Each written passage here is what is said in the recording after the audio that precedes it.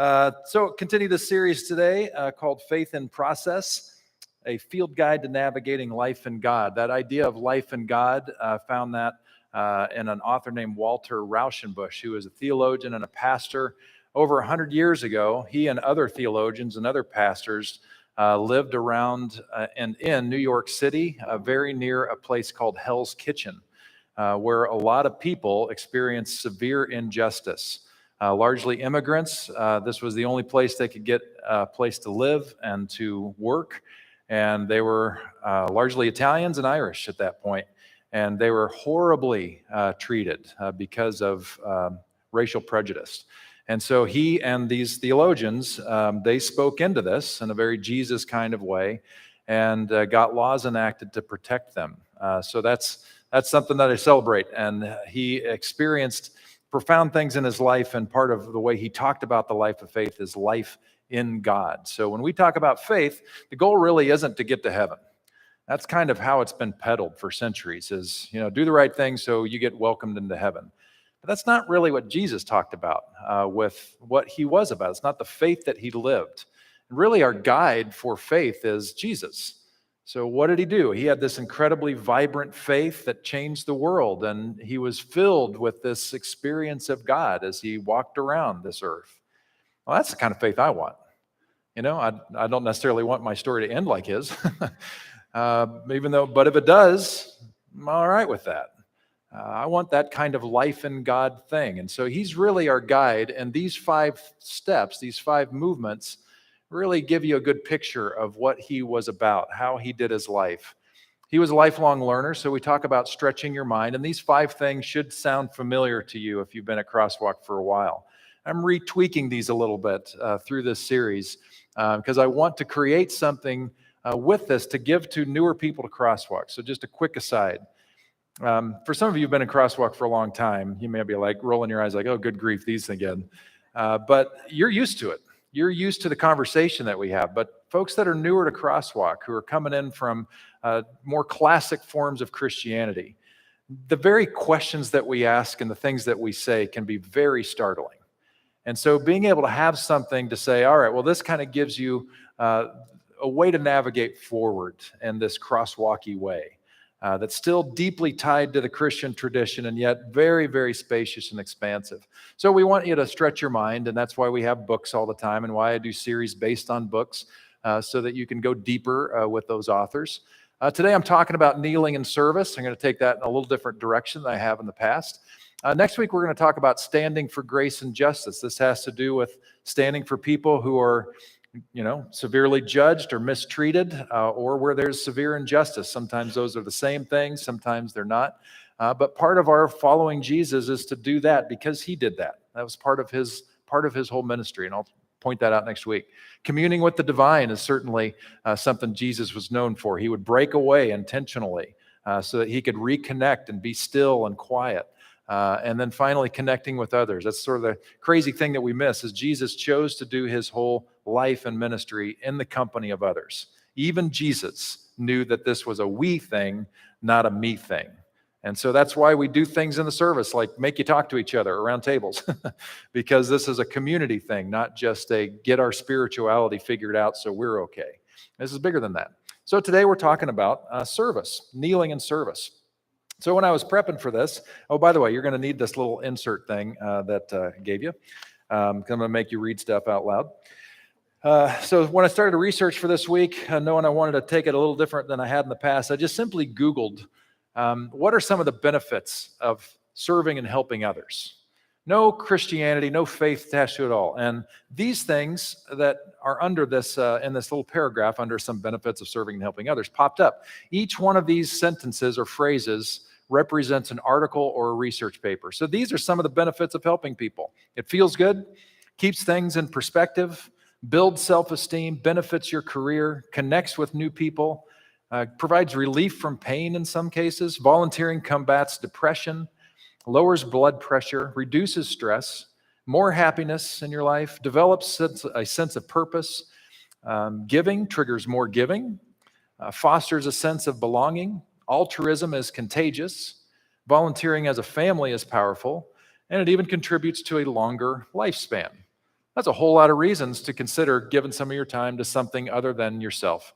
Now, out of curiosity, for any of you who have served or helped others in your life, raise your hand if any of these things in this little paragraph have been true for you. Yeah, of course. Yeah, because it's legit. And that's awesome. And it turns out that the enduring faith traditions all over the world also elevated serving. Like it's something that we're supposed to do. It's a part of the rhythm of being a faithful person. Doesn't matter what tradition you're talking about, serving others is there. And certainly there are scripture verses. I just gave you stuff from just a handful of things from the New Testament. So here's what we're going to do. I'm going to call out something. And if you identify with the statement that I'm calling out, then you're going to read the verse with me. Okay? You following me? Okay. All right. So here we go. If you are a San Francisco Giants fan, read this first one with me, Matthew 20. Whoever wants to become great among you must be your servant. I'm not hearing any Giants fans out there. I know that's not possible. I know CJ is going to keep his mouth shut as a Dodgers fan, but everybody else, I'm expecting something. Let's try this again. Whoever wants to become great among you must be your servant, and whoever wants to be first must be your slave, just as the Son of Man did not come to be served, but to serve and to give his life. Okay. Are there any A's fans? Let's just make sure. Are there any A's fans in the house? Not a single A's. Okay. Okay. All right, A's fan, let's see what you got. For I was hungry and you gave me something to eat. I was thirsty and you gave me something to drink. I was a stranger and you invited me in. I needed clothes and you clothed me. I was sick and you looked after me. I was in prison and you came to visit me. Truly, I tell you, whatever you did for one of the least of these brothers and sisters of mine, you did it for me. You know, it's just ironic that that's the passage I chose for the A's because Oakland did none of these things for the A's, which is why they're no longer going to be in Oakland. All right. Anyway, I digress. All right. If you're a Golden State Warriors fan, let's do this next one. When he had finished washing their feet, he put on his clothes and returned to his place. Do you understand what I have done for you? He asked them. You call me teacher and Lord, and rightly so, for that is what I am. Now that I, your Lord and teacher, have washed your feet, you also should wash one another's feet. Okay, how many of you watched the men's gold championship game last night? All right, and probably the one that got them into that final, yeah? So if you are an even bigger Curry fan now, then read this Galatians passage with me. You, my brothers and sisters, were called to be free, but do not use your freedom to indulge the flesh. Rather, serve one another humbly in love. And if you're a Niners fan, let's hear you. Philippians, do nothing out of selfish ambition or vain conceit.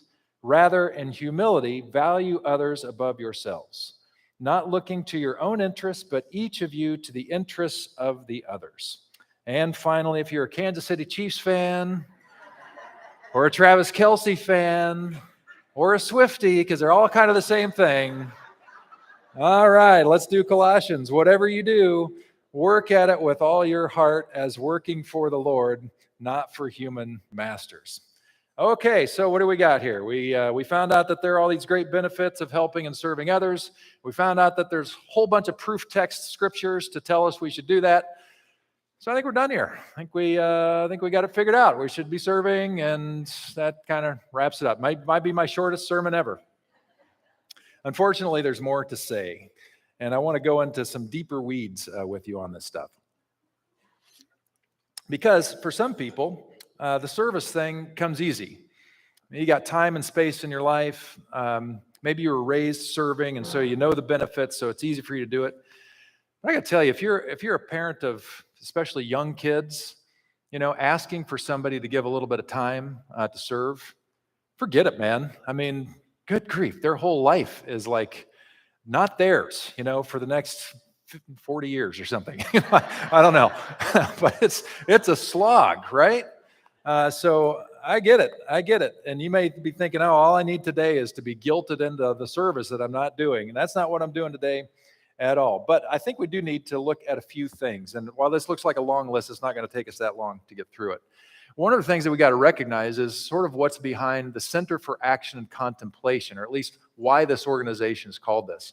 So one of my mentors who will never know my name, his name is Richard Rohr. He's a Franciscan friar.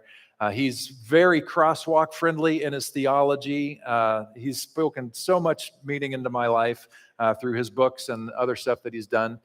And I don't know, I don't know if it's 50 years ago, if it was in the 70s or early 80s that he started the Center for Action Contemplation. But when he got together with his colleagues to create this place that's in Albuquerque, New Mexico, they were very deliberate about how they titled this.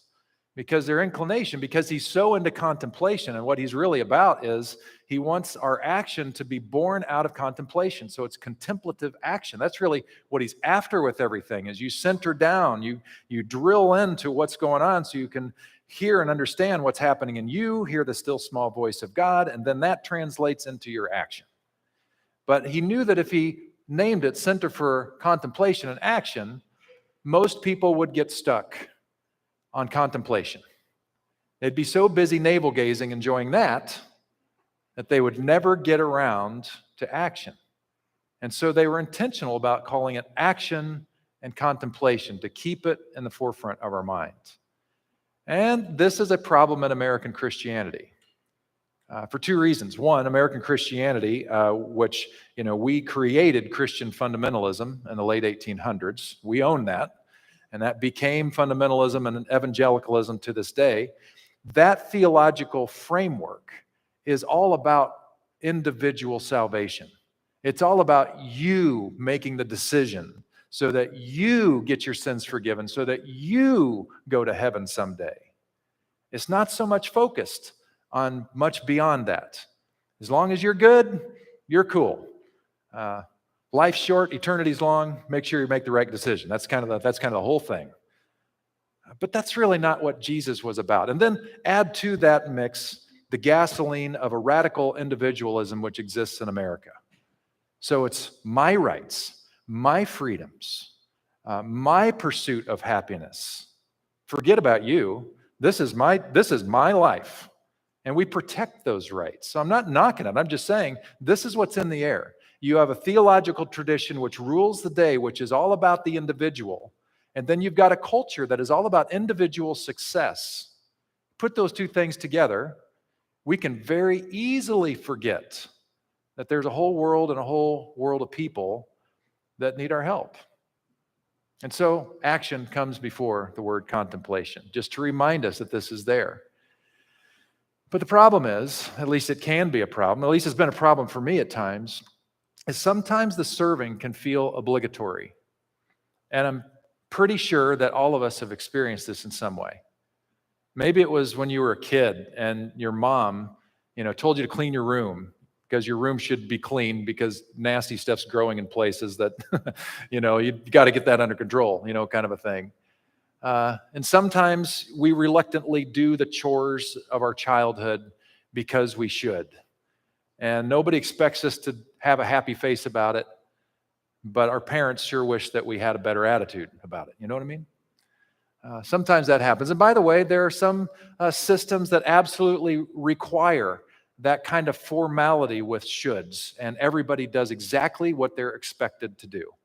If you're in the military and you are heading into battle, that is not a good time, for people in very strategic positions to wonder if they really want to go forward at that point. You need people who are going to know what orders need to be called, and you need people who are going to follow those orders to a T. Same thing could be in firefighting. Same thing could be doing in any kind of a crisis. You need a clear line.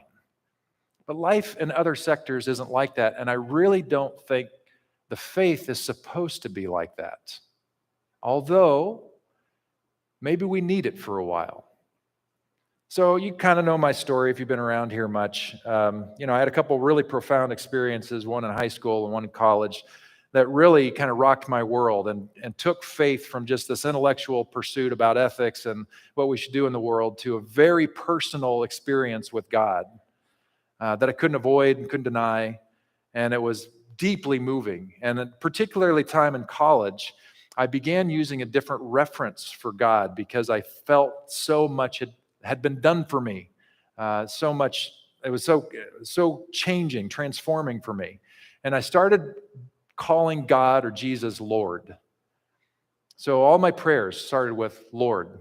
Lord, help us. Lord, do this. Lord, do that. And wasn't ordering the Lord around. It was just simply that was my primary reference. And that worked really well for me for a long season.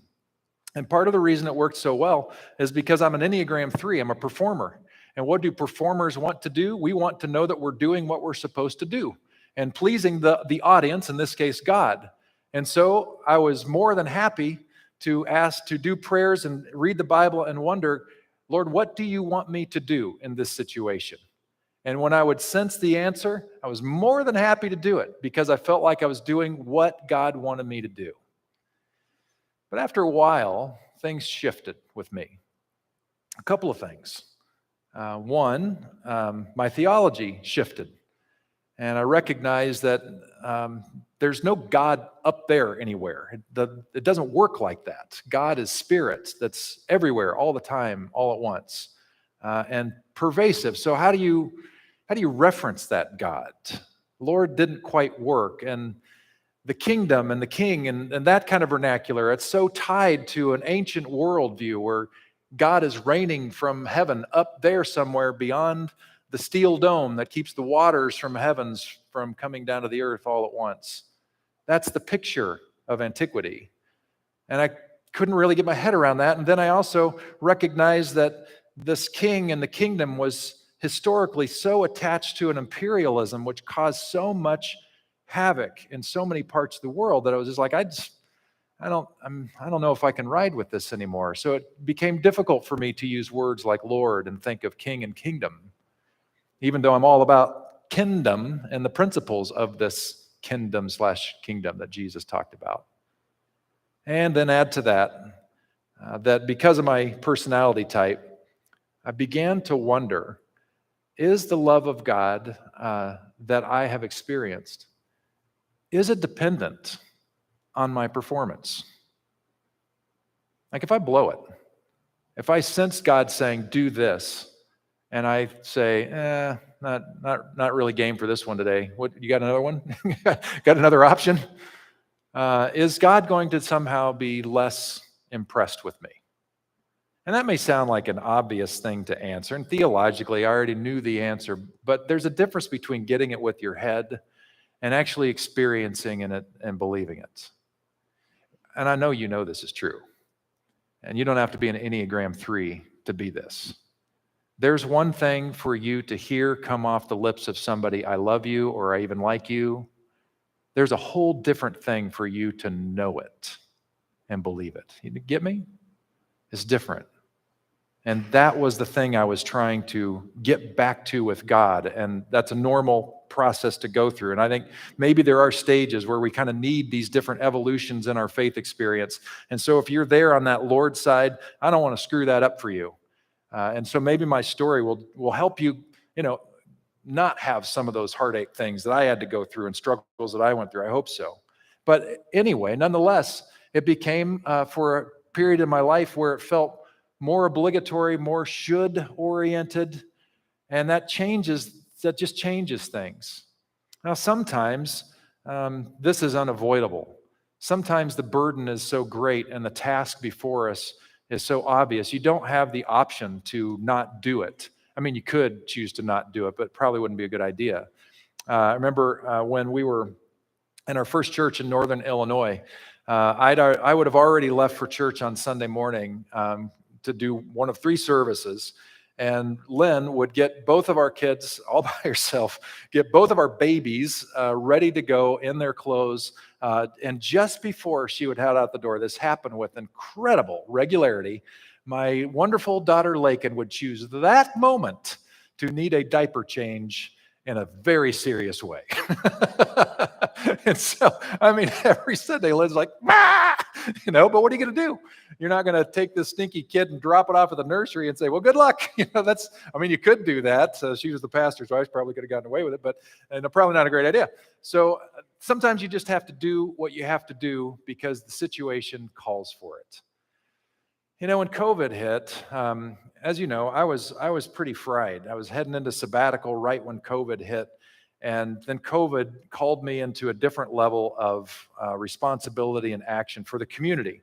and for the church, but for the community as well. And I remember, for those early weeks, some of those days there would be 8-hour-long or more Zoom meetings in a day. And for my role with most of those, the groups that I was leading, it was a time to be the active listener, to be fully present to all those faces on a screen, which my brain couldn't yet process because nobody knew how to do. Your brains couldn't figure out, how are we doing a crowd with this, and being present.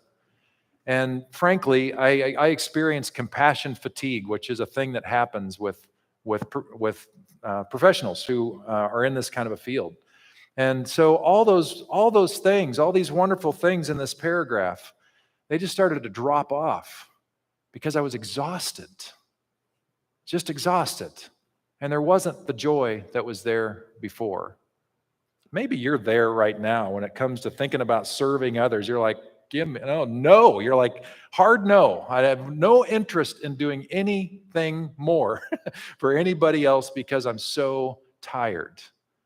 And if that's how you feel, own how you feel. And don't feel bad about it. It's where you are. And it's probably time to take a break.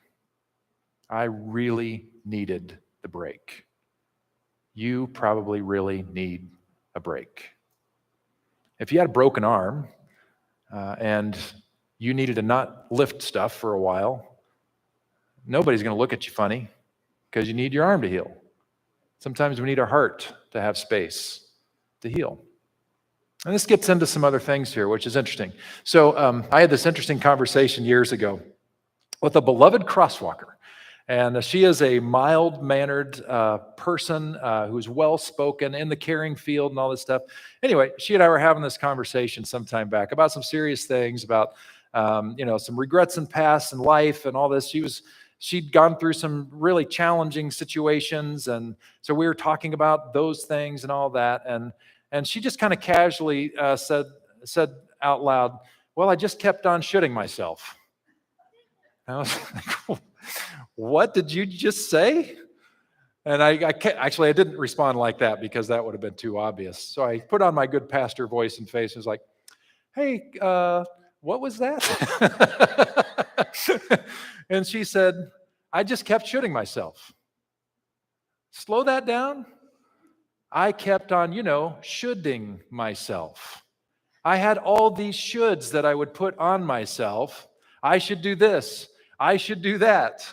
And so she created this phrase, I just kept shitting myself, which I thought was wonderful, especially in the context of church, coming from the pastor at a moment like this.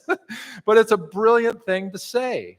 And I think probably people that are in a recovery kind of a situation, they have lots of shoulds piled on them.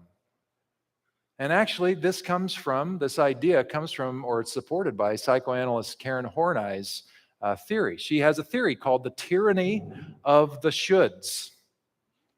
And she talks about how our families of origins and our culture put all these shoulds on us to be a certain way.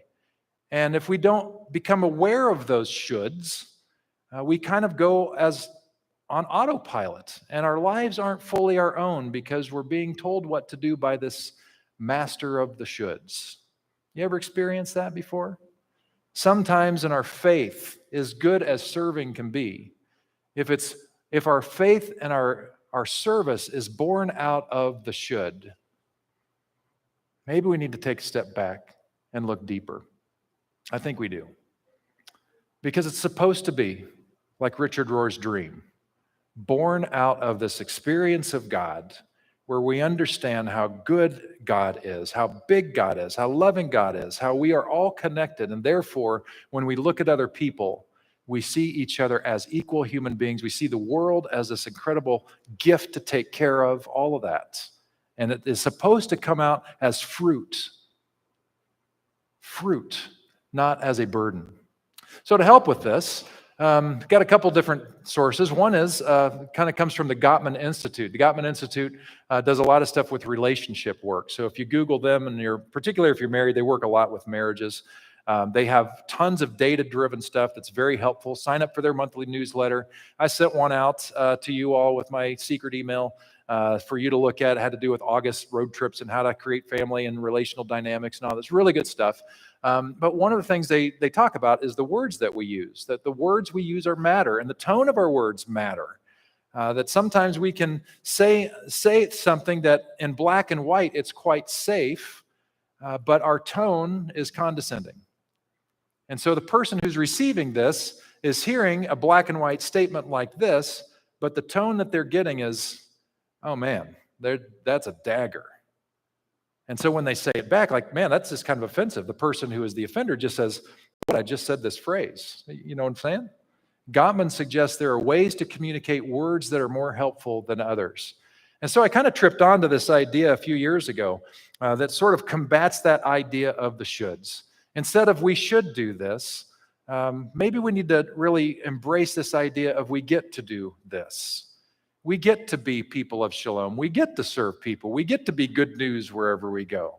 Sometimes just reframing something takes away the power of the should. And it shifts our consciousness, it shifts our paradigm for how we enter into a thing. But then there's this other whole school of thought with relationships and stuff. And this comes out of Susan Johnson's, she's also a therapist, a clinical therapist. Emotionally focused therapy is what she has coined it.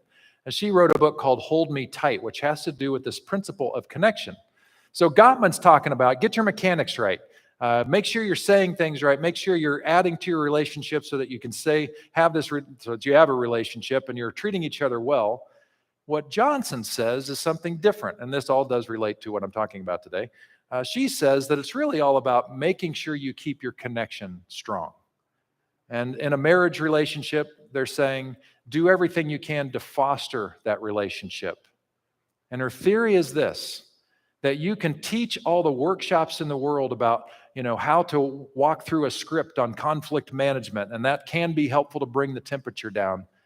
But if you are strong in your connection with your beloved, the likelihood that you will say something that is inappropriate or wrong is significantly diminished. Remember the in love stage? Have you ever been in love? And when you're in that stage, or maybe it's a new best friend kind of a thing, and your buddies or whatever, in that stage, there is like no chance that you're going to say something to hurt the other person.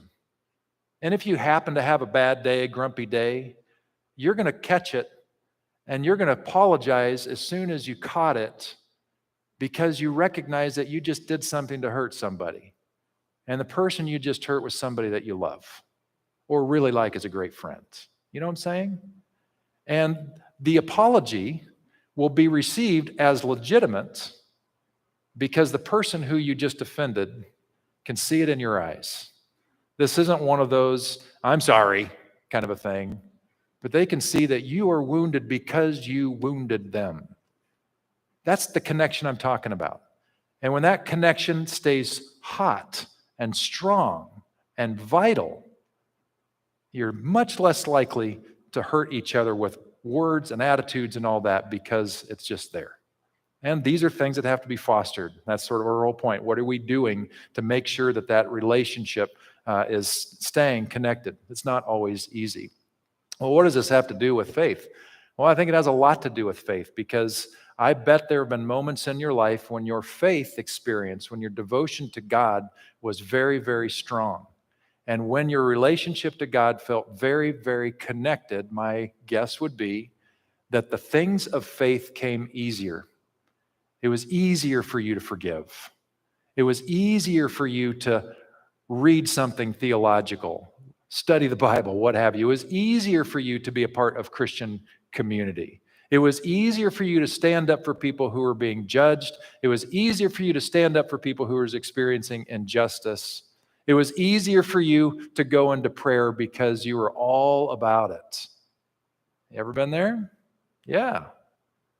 So I wonder if fostering that and maintaining that connection is the greatest antidote we can have to becoming service-oriented people based on the tyranny of the shoulds.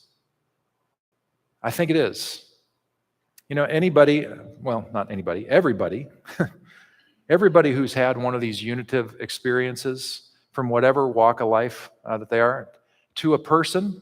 You know what happens when it's like one of these Paul on his way to Damascus experiences. You hear about these where they have like this epiphany that radically shakes their whole life. Martha Beck talks about this some. Invariably, when people have those radical experiences of kind of seeing the fullness and the connectedness of everything else, you know what is one of the common denominator things that comes out of that? Compassion for everybody else. Compassion. A desire to love and serve. So what if we could maintain that? What if there were things that we could do to like start our day that would foster that kind of seeing, so that we don't feel the burden of service, but rather we allow the fruit of service to come naturally? Well, some of you are still thinking, well, that's all wonderful, Pete. This has been a wonderful thought exercise, but I still don't have any time in my day to serve anybody. Well, let's talk about that. So this guy named Bill Deal, he wrote a book about 30 years ago called The Monday Connection, and it's since been reprinted a couple of times. I don't remember if it's him or if it's somebody that he was writing about, but I think he worked for Bethlehem Steel, and he may have been one of the guys in the pit working with these monstrous pieces of equipment that are digging up the coal and whatever ore that they're after. And so he had a question that he wanted to pursue. As a guy who went to church and was faithful in his thinking, what in the world did what he was hearing on Sunday have to do with him in a pit with a bulldozer Monday through Friday? And not just him, but anybody else who's not a pastor or in professional ministry. What do we do with it? And one of the things that he came to, which was a wonderful gift for people to think about, is he began to understand his own work as ministry, even in this mine. And he realized that what he did in his work was a reflection of his faith in God and God's work in him. So that because he was in this relationship with God and wanted his life to reflect the goodness of God, he found himself unable to slough off on his work. He found himself wanting to do excellent work in his field because he was inspired to do so by the love of God. And so by extension, he suggests that everybody, whatever you do in your everyday life, everything is ministry. Everything is an opportunity for you to sow shalom, to be good news, to make a difference in somebody's life. And that is awesome. So how do we do this? What is a practical way to do this, to look at your world, your life that you're in differently, so that you engage it differently? So I have a practice for you, and I'm going to lead you through a meditation prayer here in a moment with this. But I think there's at least one thing that you can do to protect that motivation, so it's coming out of the right place, and it comes more as a gift than a burden. Eliminating the should and replacing it with the get to. So my practice for you is simply this, is that as you begin your day, or maybe today, you think about your week ahead, and you're looking at your calendar and you know who you're going to see. I want you to just imagine, just walk through, who are the players that are going to show up in your life this week? Who are the other actors? And they're going to be people that you live with probably. They're going to be your animals. They're going to be maybe people at the workplace, or if you're in school, those people. They're going to be people at wherever you get your coffee or lunch or gas or all those things. And just imagine yourself, just kind of float through the week, imagining all the people that you're going to meet, even those people that you're never going to know their name. Maybe even they're stuck in traffic with you, right? Everything, your neighbors, all that. And as you begin your day, what if you began by saying, as you imagine their faces, just saying, bless you, bless you. When we say bless you, by the way, it's not like an Americanized bless you, like, I pray that God helps you win the lottery today. That's an Americanized blessing. It's not about wealth. It's not about riches. It's about the things of God are in them. The more shalom for this person. That's what you're thinking. You're asking for more shalom when you're saying bless this person, which means if they're struggling with something, it means that God would help them in their struggle. If they're If they're wounded from something, it means that God's going to help heal their wound. If they're feeling anxious, it means that God's going to help give them, some comfort through that experience. Those kinds of things. That's what we're saying when we're saying bless. And what would happen if you began each day in the beginning of your week thinking about the whole week? What if you went through every player that was going to show up in your world, just asking that God would bless them to a person? It's easy for the people you love. Jesus said there's no real points for that. But Jesus went on to say, love your enemies. That means the people that you don't necessarily like, maybe even some people you hate, maybe some people you're never going to meet, but you see their commercials on TV and you can't stand it. Maybe you even ask them, God bless them. Because remember, you're not asking, like say you got a jerk that you're thinking about right now. You're not asking God to bless them to become bigger jerks. You're asking God to bless them, which is unjerky, right? It's loving, it's kindness. What would happen? I think you should find out. Because here's what I think will happen. If you enter into each day setting yourself up, imagining this opportunity, saying with your mouth, God bless them, God bless them, God bless them, God bless them. At least something's going to change in here. And the way you see them is going to be different. And because the way you see them is different, the way you're going to treat them is going to be different too. Give it a shot. All right, that's all I got. So I'm going to lead you through a brief meditation, and then we will close with this rendition of the Lord's Prayer in a minute. So would you close your eyes with me? Take another deep breath. Threw a lot at you today. And first thing I would ask is just to be aware of anything that landed with you today, which may not have had anything to do with the teaching you just suffered through, but did God in any way nudge you about anything in this time today? Just acknowledge it.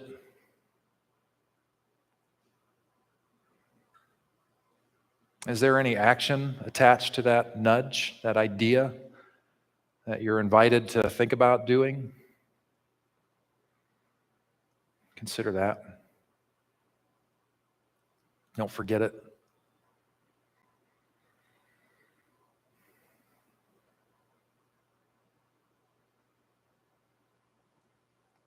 So God, I really believe that people are good at their core.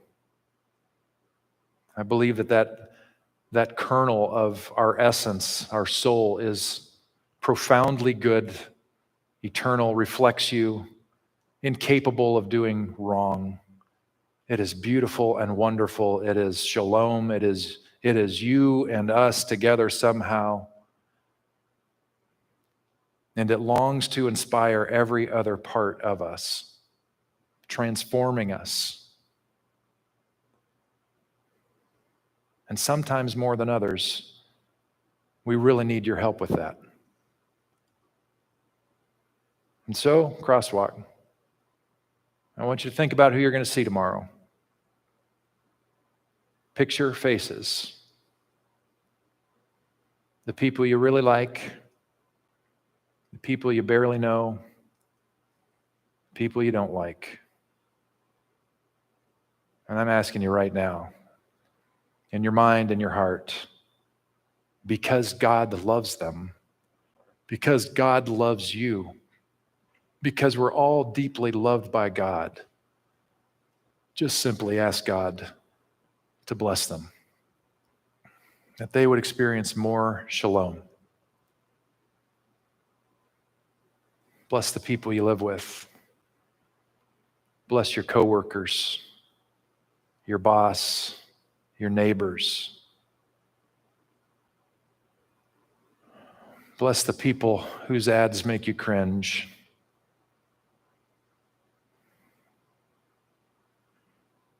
Bless the people half a world away who are pulling triggers on wars that we wish would end. Bless the innocent victims who suffer because of such arrogance.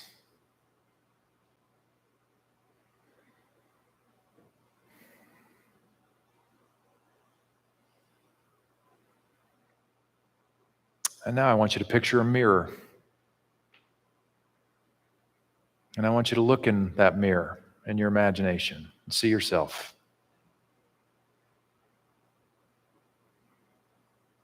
I'm asking you to pray to the image in that mirror.